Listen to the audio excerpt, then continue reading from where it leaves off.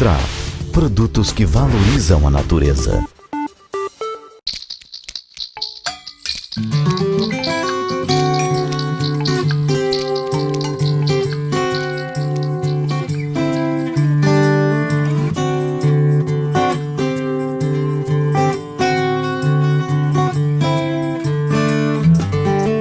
Nós estamos aqui no escritório do Gilberto Elks para falar com ele, que é certamente um dos mais sofisticados paisagistas do Brasil. Então ele vai falar um pouco para a gente sobre o paisagismo, o que está acontecendo, a opinião dele sobre o momento atual, sobre os estilos, e o Raul Canovas, que é o nosso paisagista dos paisagistas, que é o grande mestre de todos, que vai participar dessa entrevista com a gente. Então eu vou pedir para você, Elks, começar contando um pouco, um breve resumo da sua trajetória. Vai que, porventura, alguém não conheça o que você fez no paisagismo brasileiro. Tudo começou na minha infância, quando eu tinha 9 anos. Eu fui fazer uma viagem com meus pais para o litoral norte. E aí, nesse momento, o carro quebrou, eu entrei no meio da Mata Atlântica. E nesse momento eu falei para o meu pai que eu queria trabalhar com verde. Não sabia exatamente o quê. Mas ele era médico, a coisa devagou bastante, eu fiz outras atividades e finalmente eu falei que com 25 anos, 26 anos, eu falei que eu ia ser paisagista e ingressei na época eu morava nos Estados Unidos, fiz um estágio no Evergreen, lá na Califórnia, San Diego, e de lá para cá muita coisa aconteceu e deu no que deu. Estamos aqui no paisagismo, mas o início se deu mais ou menos por lá. Fiz o Manequinho Lopes, né? Não sou formado em arquitetura, é um debate muito grande que nós estamos passando, né? Quem é paisagista, quem não é. É uma briga infernal entre o CAL e o CREA e estamos lutando pela legalização da profissão, que até hoje não é legalizada. Estamos no 14º round, próximo para terminar, e acho que vamos a ganhar por nocaute técnico. Pode ser. Eu queria te perguntar uma coisa, eu queria que você assim, adiantasse um pouco e contasse o que você considera a marca do seu trabalho, ou seja, o que diferencia o Gilberto Elks dos outros paisagistas. O que você procura fazer por ele? Primeiro, eu não tenho um estilo definido. Eu tenho um estilo onde eu mesclo várias escolas do paisagismo. A gente tem a escola italiana, tem a inglesa, tem a francesa, tem o zen, tem a japonesa, tem a burle marxiana, o tropical com formas orgânicas inédita, que eu adoro, que eu acho que é um grande mestre, Burle Marx. E aí eu criei, com base em todas essas informações, criei o meu estilo que as pessoas definem como um estilo Gilberto Elks, né? E aí eu sempre procuro atender o cliente, as necessidades do cliente, o que ele gostaria, o que é possível dentro do que ele gostaria, o que não é possível, né? E é muito importante a gente sempre estar de acordo com a arquitetura. Então existe uma harmonia, né, uma simbiose entre arquitetura e paisagismo e entre o dentro, o interior e o exterior de uma casa. Existe uma linguagem onde aí a gente entra com pisos, a vista que você vai ter de dentro, a vista que você vai ter de fora para dentro, uma série de coisas. Deixa eu te perguntar uma coisa, eu gostei dessa tua colocação de ouvir o cliente, né? Essa parceria que nós temos, profissional com o cliente, até que ponto nós devemos ouvi-lo e levar para frente esses anseios? Como ele deve colaborar? Como a gente sempre fala de nosso comportamento. Como é o comportamento do cliente? Como é que você vê isso? Olha, eu, graças a Deus, eu tenho uma sorte porque os clientes que me procuram são pessoas assim muito legais, onde eles estão aptos a ouvir. Isso é muito importante. E eu acho que o profissional tem que passar uma segurança para o cliente, que na final de contas, quem vai morar na casa, quem vai residir, quem vai usar a casa, não somos nós. Então, a gente tem que atender o desejo dele. Mas existe gostos, né? E aí que a gente tem que doutrinar e mostrar, porque tem muita coisa cafona, tem muita coisa que... E muito cliente que não tem assim, ele sabe o que ele quer, mas ele não sabe como colocar. Então cabe a um bom profissional mostrar o que é possível, o que não é possível, o que né, combina com o que. Senão ele faria ele mesmo. Né? Senão faria ele mesmo. Ou seja, o que realmente nos procura, porque ele precisa de uma orientação Exatamente. dentro do anseio dele, né? Exatamente. E aí a gente tem que coordenar toda essa...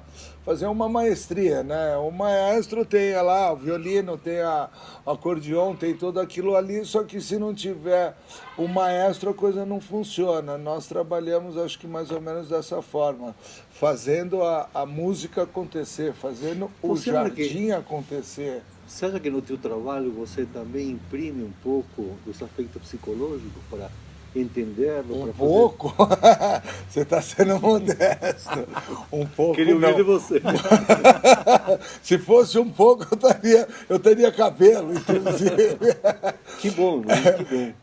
A gente faz um trabalho mais do que psicológico, mais do que, não diria nem psicológico, psiquiátrico.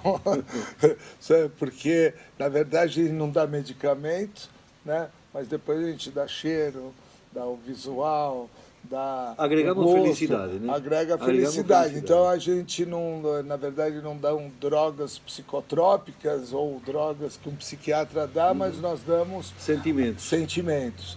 E isso faz com que a nossa parte psicológica do nosso cliente trabalha. E às vezes até triunfa pela parte botânica, né? Também. Acho que essa parte botânica, arquitetônica, a gente leva meio inconsequentemente, né? Ela está com esse já está imprimido dentro do nosso DNA. Aí dessa maneira teu trabalho. E como você faz com a questão que tem o imaginário das flores, e nós sabemos que o uso de flores no jardim é sempre um problema, porque tem uma manutenção muito grande.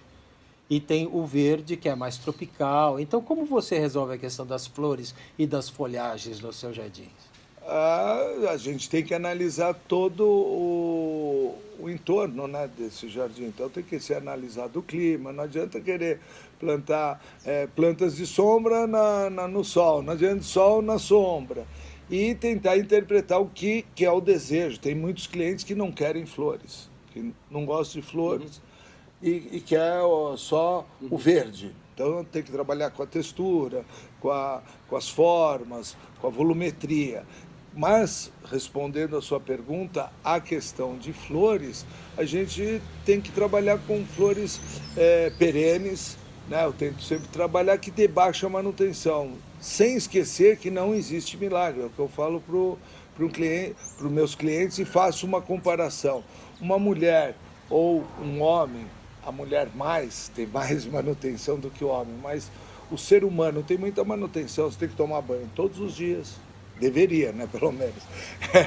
Tem que escovar os dentes, cortar as unhas, se pentear. A mulher ainda faz manicure, pedicure, papapi, o cabelo. Que legal da comparação, Se não vira um homem selvagem, como também vira uma selva o jardim, né? Já você pode se abandonar, não tomar banho, e aí você vira o homem da caverna. Pega um andante na rua, como que ele está? Exatamente. Ele está uma crosta, o cabelo emplastado. Tudo. Igual que o jardim civilizado. Igual o jardim.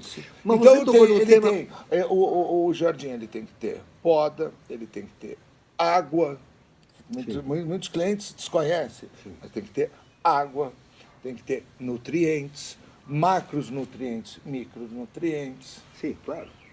Mas tem uma coisa, Gilberto, e isso que queria te perguntar. Eu acho que nós estamos dando uma grande virada em termos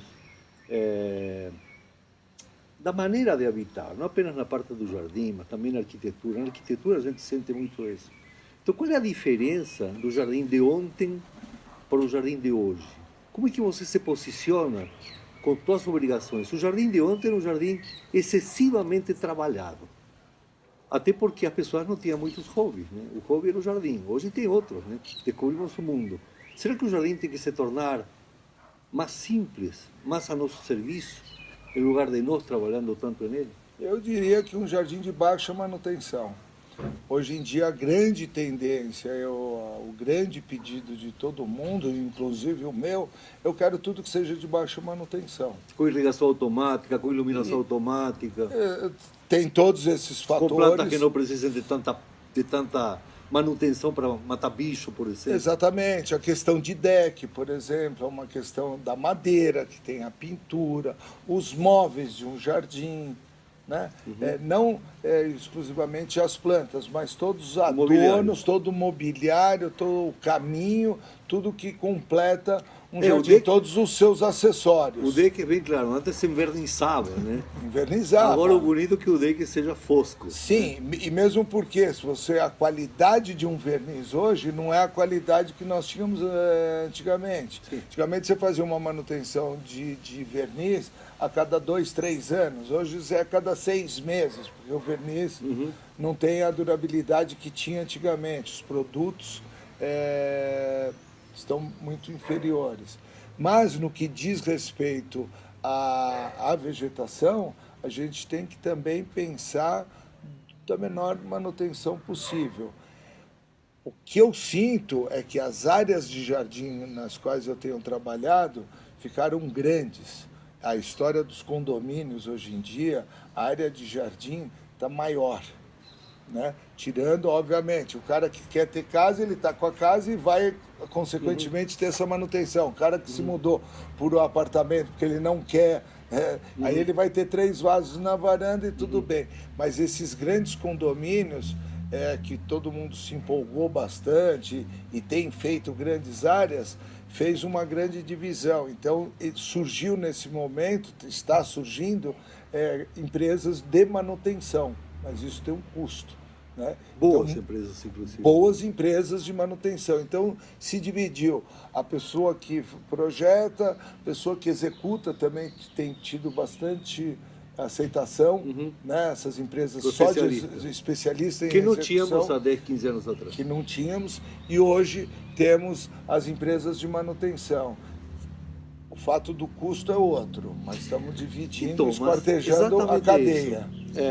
Nessa guerra de lutar, de colocar um pouco de verde nesse concreto urbano, hoje nós temos aqui no Brasil praticamente está chegando a 90% da população habitando em cidades. O Brasil tem um recorde mundial em cidades com mais de 1 milhão de habitantes. Como está essa nossa luta por colocar um pouco mais de verde? Quem que vai ganhar? O verde ou o concreto, o aço, o vidro? Como está isso? Como é que você sente isso? Eu vejo uma grande conscientização e mesmo uma grande obrigação dos departamentos, da Secretaria do Verde, do Ministério, enfim, de toda a politicagem que envolve.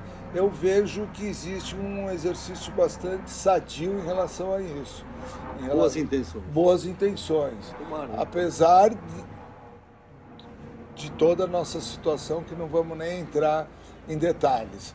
Mas eu acredito que as intenções são boas, as crianças estão mais conscientes. Sem dúvida. Que é muito importante, porque eu acho que tudo é questão de educação e cultura.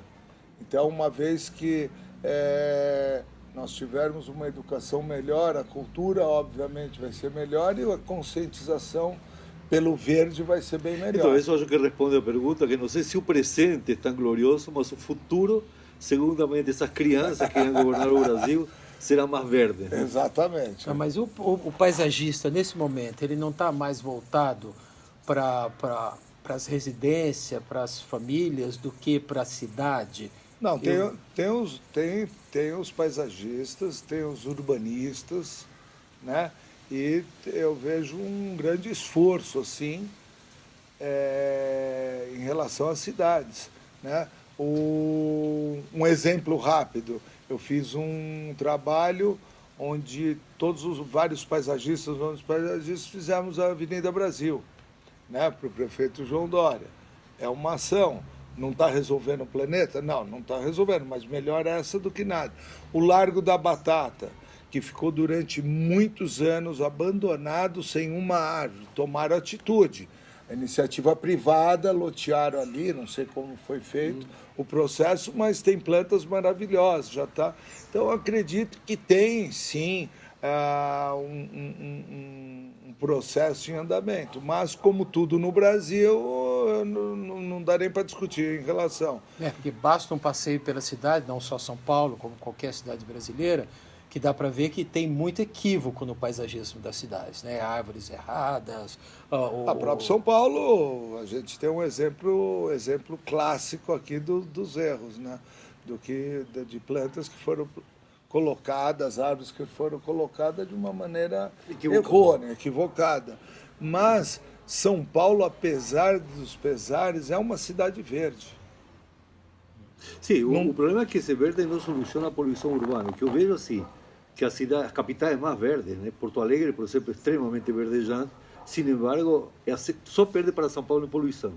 Então vejo de que há um novo foco para que a árvore seja tratada de uma maneira científica e não apenas decorativa, né? Exatamente. Nós temos exemplos, e você que viaja bastante, a gente estava comentando antes da entrevista das viagens do Gilberto, tem um paisagista na China, Qiu Ji, que agora está fazendo o plano diretor de Pequim, para tornar Pequim mais verde, não apenas um cinturão verde, e está projetando uma outra cidade de 300 mil habitantes, totalmente verde. Eu acho que essa tendência está começando a avançar no mundo e, curiosamente, por um país que era reconhecido como um país profundamente poluidor. Mais, talvez, né? Pequim é a cidade mais poluída do mundo. Exatamente, talvez por isso essa revolução de um vinho técnico. Aí é muita política. Por quê? O que eles fizeram, que eu sei, eles fecharam num perímetro de 100 quilômetros todas as fábricas ao redor de Pequim. Expulsaram. Acabou-se. Agora, aqui no Brasil... Uma participação do paisagista no ambiente urbano de uma forma mais consciente. Bom, vamos fazer uma paradinha e a gente continua em 1 minuto. TRAP, produtos que valorizam a natureza. Nós estamos aqui conversando com o Gilberto Elks, para nossos especialistas da natureza. E, Gilberto, eu queria perguntar para você a questão do uso arquitetônico e de mobiliário nos jardins que você faz. Então, você tem as suas bolas, você tem as plantas topiadas. Como é que você dimensiona isso em um jardim? Bom, o meu trabalho, eu não faço nada, não executo nada sem projeto. Então, todos os meus jardins são projetados.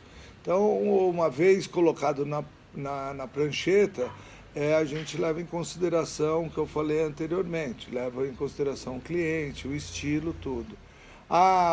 No que se refere à parte da geometria, das bolas, da topiária, tudo, isso não foi invenção de ninguém, é uma leitura da escola francesa, onde se usa muito a topiaria, e aí a gente coloca isso de uma forma contemporânea no jardim. E a criatividade, seus clientes aceitam com facilidade suas sugestões, as coisas que você quer experimentar, que você quer fazer diferente, a aceitação é fácil ou eles preferem aquele modelo já consagrado? É difícil de mensurar, porque tem cliente que está disposto e tem um cliente que já não quer invenção, né? Mas todos os meus clientes, eu consigo tirar deles, absorver o que eles gostariam. Muitas vezes eles não sabem dizer o que eles gostariam, mas mostrando, ilustrando, eu consigo identificar, radiografar o anseio deles. E me fala uma coisa, dos jardins que você fez, eu gostaria que você falasse de como exemplo aquele que você acha que conseguiu conciliar todas as coisas em um mesmo ambiente, o uso, a beleza, a estética, a arquitetura, as plantas. Tem algum jardim que tenha te fascinado em particular, que você tenha produzido? Na verdade, todos os jardins me fascinam. Não tem nenhum jardim que eu não fiz com amor, com carinho e dedicação.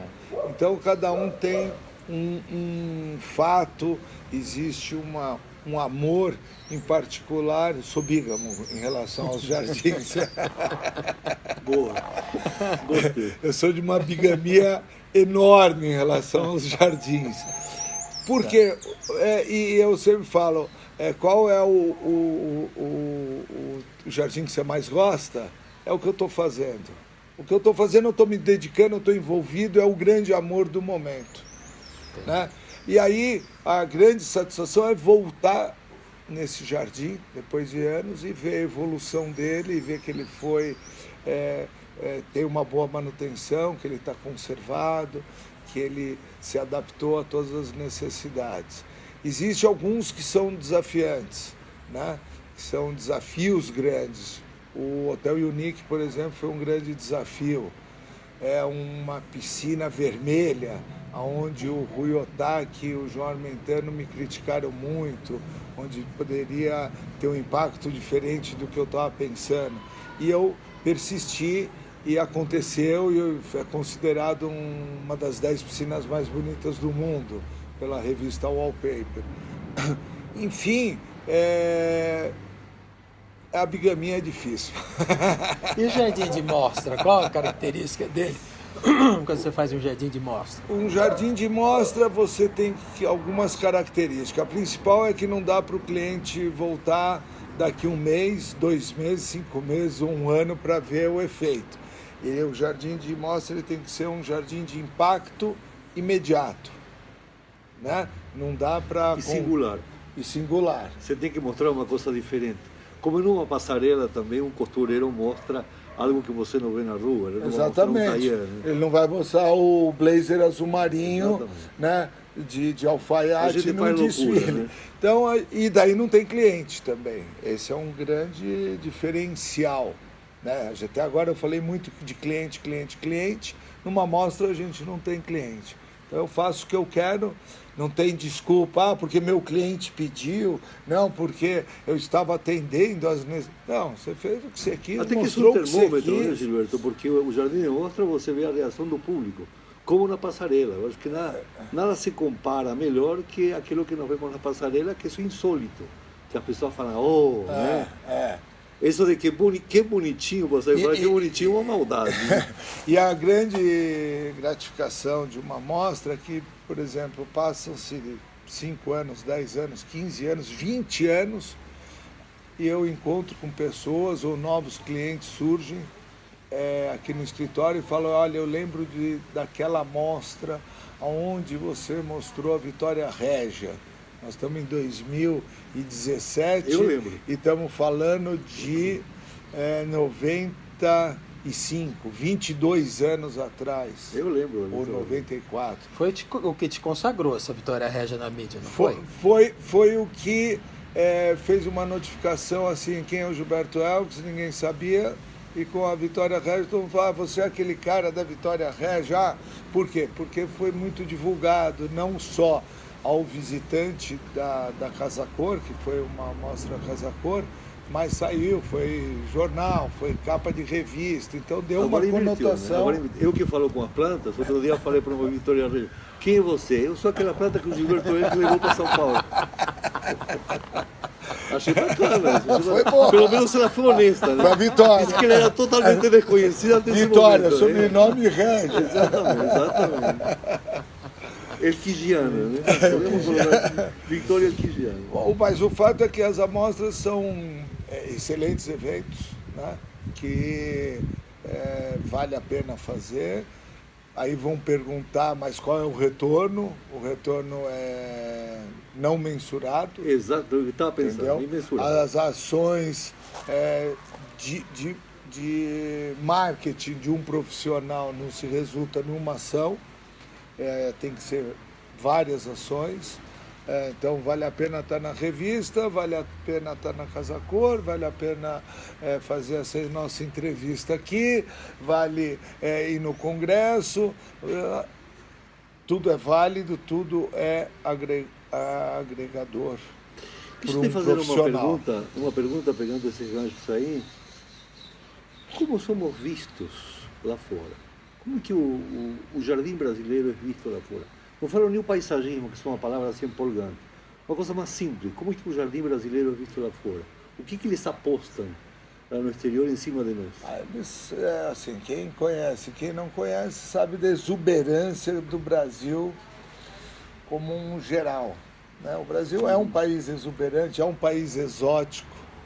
Então, sempre que se fala do jardim, quando eu me apresento como paisagista, nossa, que legal, pô, trabalhar no Brasil deve ser o máximo, pela diversidade que existe de plantas, pela Amazônia, que é mundialmente conhecida, e quando fala-se de alguém que já entende um pouco mais, já falando de paisagismo, obviamente vem à tona Burle Marx, que daí é um ícone de uma linguagem, como eu falei anteriormente.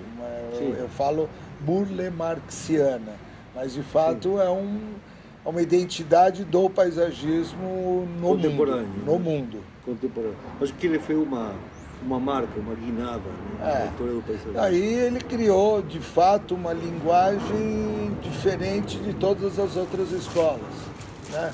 O movimento orgânico, tudo é uma coisa que não está impressa não só no paisagismo, mas como em várias outras disciplinas que ele participou, como a tapeçaria, os quadros, enfim, várias participações que ele teve nas artes. Né? Temos alguém no mundo hoje que a gente possa, não quero usar a palavra reverenciar, mas citar como uma locomotiva que está na frente mostrando o caminho? O Peter Walker, né? Talvez, é um nome. Gilles Clément, que estivemos junto com ele. Também. Na França. Tem alguns nomes, né? Mas é difícil porque hoje em dia alguém as marcante informações... como Burle Marx, né? Burle Marx é uma linguagem. E aí eu vejo que vários paisagistas mundo afora colocam o trabalho do Burle Marx. Mesmo, ainda vou além, o Jardim Vertical, que várias pessoas se dizem, porque eu fiz, porque eu... Ninguém fez nada. Primeiro que a natureza já tem os jardins verticais como ninguém. Então, talvez o Patrick Blanc ele normatizou, digamos. Mas o Patrick Blanc, eu acho que ele popularizou o jardim vertical. Mas de quem eu tenho conhecimento que foi o primeiro e da onde eu vi, me corrige se eu estiver errado, foi o próprio Burle Marx com as placas de Xaxim. Sim. Que ele fazia. Que eu fazia também. Que eu também fiz. Mas né? Antes ainda, a referência... que tem o Banco Safra na Consolação, que eu tinha, sei lá, eu 5 anos de idade, nem sonhava em paisagismo. Mas aliás, ele foi o primeiro muralista paisagista, talvez. Pronto. Mas já na década de 1930 tinha âmagos assim de fazer jardins subindo por paredes que não sejam trepadeiras. Né?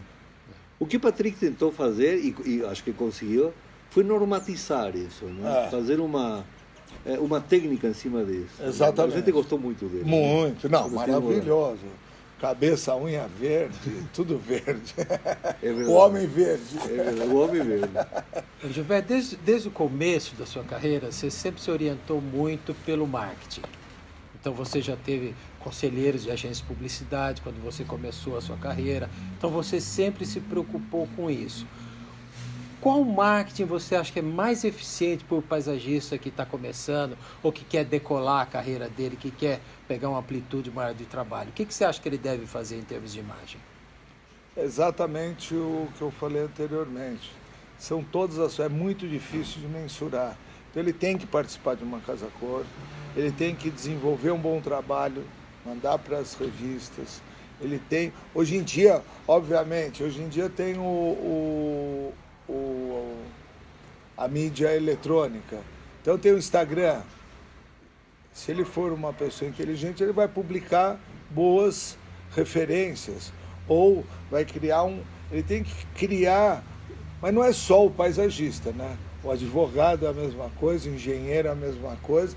Hoje em dia, qualquer profissional tem o seu lado marketing. Mostrar o que sabe fazer. Né? Até um médico, não é o paisagista. Sim. O médico também, ele também só tem que não fica mais evidente que um trabalho publicado. É que o nosso a gente trabalha com beleza, então compararia como um arquiteto, como um decorador. no mesmo nível, porque o nosso a gente trata beleza. Então você tem que retratar beleza. O médico ele tem que retratar a eficiência. Aí já é mais um boca a boca. Ou assim como... A leitura é mais fácil de ver uma foto e falar gostei, ou às vezes pelo contrário, que horror, né? Ou já, que horror. Essa já coisa se do Instagram e já se acaba a sentença de morte ou a glória, né? E aí que vem uma coisa de autocrítica, né, Gilberto? Exatamente. Eu acho que uma das respostas para a pergunta do Roberto seria também isso, é ter uma autocrítica para saber, eu sou bom mesmo, ou apenas sou paparicado pela minha tia, né? Eu me lanço no mercado com esta ferramenta. Mas esse é o grande conselho, né? Acho que o que um novo profissional, para responder a sua pergunta, acho que o que um novo profissional tem que ter é humildade de aprender. Isso. Entendeu? E se corrigir. E se corrigir. Não achar que é o dono da verdade. Você tem que ser humilde o suficiente. Errei, vou aprender. Como eu aprendo? Vem aqui, vem ali, faço aqui, observei aqui, olha que bonito isso daqui, deu certo, copia. Se copiar, já está ótimo. Copiar direitinho já está perfeito. Não queira inventar moda quando não tem a segurança suficiente ou a bagagem suficiente para inventar moda. Referências é o que não falta, né, de bons trabalhos. Basta prestar atenção. E é mais fácil hoje, né, Gilberto? E, indiscutivelmente, aqui do lado do Raul, que é um grande estudioso, nós temos que estudar. Não para. Então a pessoa acha que fez um jardim, fez sucesso, pronto, ganhei o mundo, está tudo feito. Não, tem que continuar. O aprendizado no paisagismo não tem fim. Quando você acha que sabe, é quando você não sabe absolutamente nada, começa tudo de Concordo novo. contigo. Concorda, Raul? Mas hoje, Gilberto, me parece que é muito mais fácil que quando eu iniciei, né? Se você só tinha os livros que comprava, eram caríssimos. Sim, hoje pelo você amor... tem um mundo aberto, né? Você uma passagem aérea financiada em 12 prestações, muito mais barata que na minha juventude. Então, prestar atenção hoje Não, mas parece que é mais fácil. a gente tinha exótica tropical. Para. E eram dois assim, um era 2 volumes, outro as pessoas nem sabem. Eu sou antes da exótica ainda. Era A exótica, para quem não sabe, foi talvez o livro que foi a nossa Bíblia, né? Um livro desse tamanho, com fotografias em branco e preto, que nos dava alguma referência em cima do nosso trabalho botânico. E tinha que apresentar o projeto em cima desse daqui. Hoje em dia você põe no Google a planta que você quiser, é imediato. Então a facilidade de hoje em dia é enorme. É total. A era digital facilitou muito. Então, para o novo profissional, aproveite essa deixa da era digital e consulte, fuçar, porque tem né? muita... Fuçar. Todo dia, o Pinterest. Ver o que os paisagistas do mundo inteiro estão fazendo, né? Exatamente. Tem o Pinterest. Você entra por categoria, você encontra uma infinidade de informação subdivididas por categoria, uma série de coisas. Muito bom. Eu quero agradecer, então, ao Gilberto pela entrevista. Eu que agradeço. Esses bons momentos aqui, falar um pouco ao Raul. Muito obrigado, Raul. Esses Obrigado, dois Raul. realmente são férias, eles sabem tudo. A gente tem que escutar e aprender com eles, porque eles sabem tudo, realmente. Especialmente sabemos de nossa ignorância. Né? E eu queria agradecer a oportunidade de estar dividindo esse meu conhecimento e estar participando da natureza mais uma vez. Obrigado, Roberto. Obrigado, valeu. Obrigado. Obrigado, Raul. Obrigado pela audiência.